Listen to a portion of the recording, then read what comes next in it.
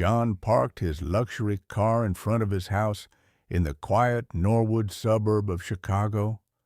He stepped out in his elegant suit, smiled, and waved at his neighbor who was washing his car. The neighbor immediately returned the greeting with a wide smile. To everyone on this street, John Wayne Gacy was the ideal neighbor. He was a successful businessman running a thriving construction company and an active member of the local political party. John entered his house. He took off his jacket and hung it up carefully. The place was quiet and tidy. He went to the kitchen and began preparing the meat. It was the weekend, and John was hosting a large barbecue for the neighborhood, as was his custom.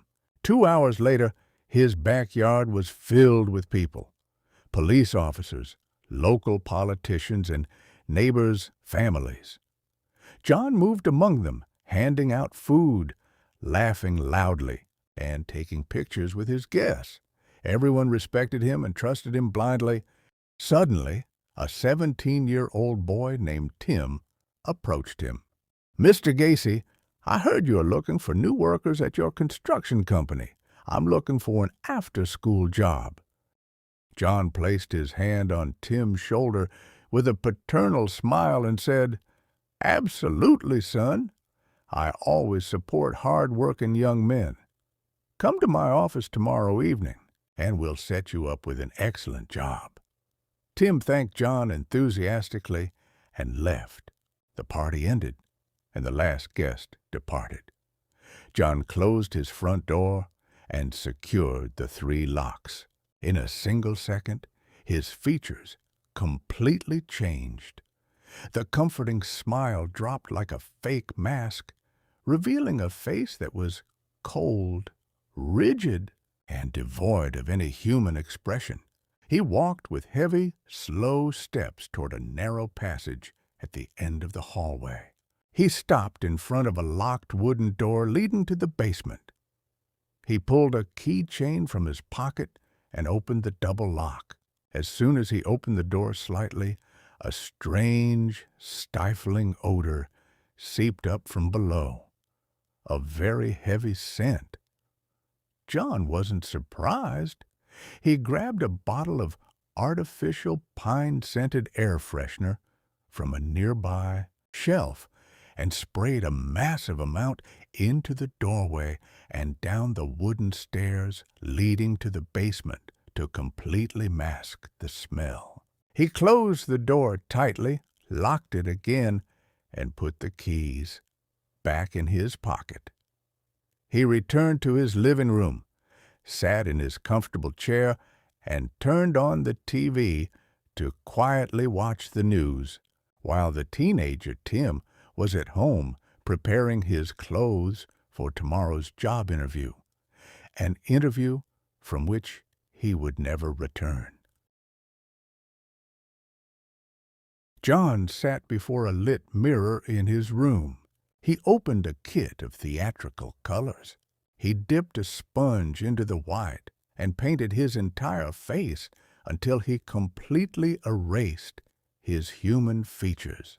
He used a thin brush to draw a wide, sharp red smile extending far beyond his lips. He put on a foam nose, a bright orange wig, and a loose, colorful suit. He stood before the mirror. He was no longer John the successful contractor or the respected politician. He had become Pogo the Clown. He left his house and took his car toward the Children's Hospital in Chicago. He entered the assembly hall. Sounds of laughter and applause rose as soon as he entered. He moved lightly between the beds, inflated balloons, skillfully and quickly shaped them into swords and animals, and distributed them to the sick children. Doctors shook his hand. Parents thanked him warmly, and nurses smiled in appreciation of his free volunteer work. A local journalist approached him to take a photo for the newspaper. John stood among the children, wore a wide smile that perfectly matched his makeup, and said, in a cheerful and loud voice, "Pogo's only mission is to paint happiness on these innocent faces." The camera captured the photo, a perfect image of a man of charity and society. John left the hospital after hours. He got into his car. As soon as he closed the door, the cheerfulness disappeared completely. He looked in the rearview mirror. The painted smile was still there, but his eyes were as cold as ice, empty of any human expression. He drove his car through the dark streets of Chicago. He stopped at a near-deserted bus stop. An 18-year-old young man was sitting alone, clutching his backpack with his hands, shivering from the cold. John rolled down the window. He had taken off his foam nose and wig, but the traces of white and red makeup were still clear on his face. John said in a calm and authoritative fatherly tone, "The weather is freezing and transportation has stopped. I am a well-known contractor here, and my name is John Gacy. Are you looking for temporary work and a warm place to sleep tonight?" The young man looked at his luxury car and at his reassuring and friendly features. He did not doubt for a moment. He opened the door and sat in the next seat. John rolled up the window. He pressed the central door lock button with an audible sound. He drove off in total silence toward his home in Northwood. The young man relaxed in his seat, thinking he had escaped the street's cold, while John watched the road in silence, mentally preparing the steps he would execute as soon as they crossed the basement door. A young police officer stood on the corner of a crowded street on a bitter winter night. In his hand was a paper poster bearing the image of a 15-year-old teenager, which he hung on a rusty lamppost. The picture was of a boy smiling innocently, and beneath it was written in bold, "Missing? Have you seen this person?" The poster joined several other old and torn posters of other youths who had disappeared under mysterious circumstances over the past months in the same area. John parked his luxury car right by the sidewalk. He stepped out wearing a heavy leather coat, appearing as usual as a dignified and successful man. He approached the police officer, looked at the new poster, and shook his head with feigned sorrow. John said to the officer, in a sympathetic and trustworthy voice, "It is truly tragic, officer. Young people in the prime of their lives disappearing like this without reason. I hope you find them soon." The officer thanked him for his noble sentiment, and John got back into his car and drove off calmly. The officer did not suspect for a moment that the person consoling him was the very reason this poster had been hung. The disappearances continued. Young men and teenagers would leave their homes, schools, or part-time jobs and never return. The only thing they had in common was their need for money or work. And every time John Jesse was there in the right place, with his reassuring smile and his tempting offer of a job at his construction company, with an unbelievable salary that could not be refused. On another night, John stopped in front of a pharmacy late. He entered the shop and headed straight toward the young man working behind the counter, a 16-year-old teenager named Robert. John began speaking to him in his charming and persuasive manner, telling him he was looking for an energetic young man like him to work with him, and that the job interview would be at his house that very evening to arrange things quickly. Robert agreed enthusiastically and left the pharmacy with John in his car as soon as his shift ended, thinking he had found the opportunity of a lifetime. It never crossed his mind that his poster would be the next one on the lamp post the following morning. They arrived at the quiet house in Northwood. John led him inside and guided him directly to the familiar wooden door leading to the basement. John opened the double lock and asked Robert to go down first to show him some of the equipment for the job. Robert descended the wooden stairs, and John immediately followed, shutting the door behind them with force and securing the metal locks with a loud and final sound. Outside, the neighbors' lives continued completely normally, while Robert's family began a desperate search that would end only with a shock that would shake all of America. Detective Joseph stopped the police car in front of John's house in the Northwood suburb. He got out with his partner and headed straight toward the front door. The family of the teenager Robert had reported to the police that their son went to meet a contractor named John Gacy and never returned. This was the first clear lead in the chain of disappearances. The detective knocked on the door firmly. After a few seconds, John opened it. He was wearing clean home clothes and smiling calmly. Detective Joseph asked him directly, "Mr. Gacy, we are looking for the teenager Robert. His family says he came here last evening for a job meeting." John's expression did not change. He replied with complete confidence, "Yes, he did come here. We talked for 10 minutes about the job. Then he left. I haven't seen him since." The detective asked for permission to enter and search the house. John stepped back and opened the door wide, saying, "Go ahead. I have nothing to hide."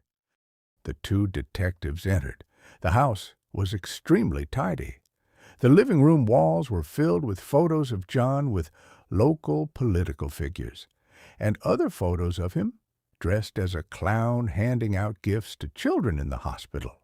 Everything suggested that he was an ideal citizen above suspicion. The detectives began searching the rooms. There was no trace of Robert, no mess, no signs of struggle. While walking down the hallway, Detective Joseph stopped in front of a closed wooden door. He gestured toward it and asked, "Where does this lead?" John replied calmly, "To the basement, a small storage space under the house." The detective said, "Open it, please." John took out his keychain from his pocket. He chose the correct key and unlocked the double lock. He pushed the door inward. The moment the door opened, a suffocating smell hit the detectives. The detective's partner stepped back and covered his nose. The smell was a heavy mix of severe rot and large amounts of pine air freshener and chemicals. Detective Joseph asked while covering his nose, "What is this smell, Mr. Gacy?" John answered quickly and without any hesitation, "A problem with the sewage pipes under the house. Moisture builds up there and causes decay. I poured some cleaners this morning, and I'll bring maintenance workers to fix the pipes tomorrow." Detective Joseph turned on his flashlight and slowly descended the wooden steps. He stopped at the last step and directed the light toward the dirt floor of the basement. He noticed something strange. The ground was not level. There were piles of soil that had been recently turned over and flattened with a shovel in several scattered spots beneath the house's foundation. It was a small, folded paper. The detective opened it. It was a receipt from a pharmacy, the same pharmacy where Robert worked, and the printed date on it was from yesterday. Detective Joseph climbed the stairs and stopped directly in front of John. He looked into his cold eyes for a few moments. John's smile completely vanished and turned into a sharp stare. The detective put the receipt in his pocket and turned off the flashlight. He turned to his partner and said firmly, "We will leave now, Mr. Gacy. Thank you for your cooperation." The two detectives walked toward the front door. Before Detective Joseph stepped out, he turned to John and said, "Do not leave the city. We will be back very soon with an official excavation warrant."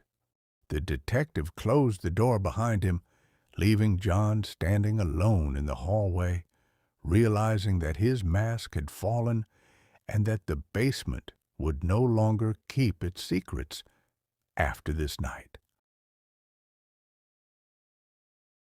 The following morning, police cars completely surrounded the street in the Northwood suburb.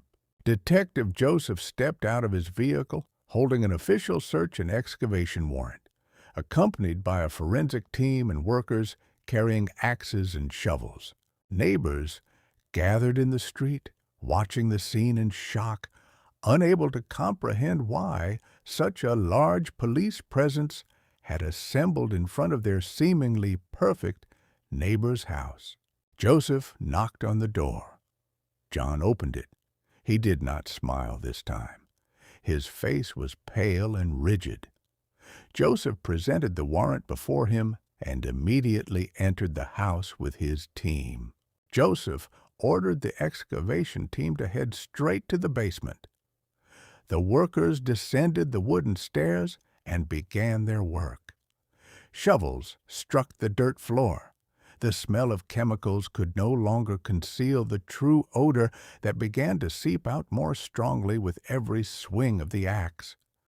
After 10 minutes of continuous digging, one of the workers stopped.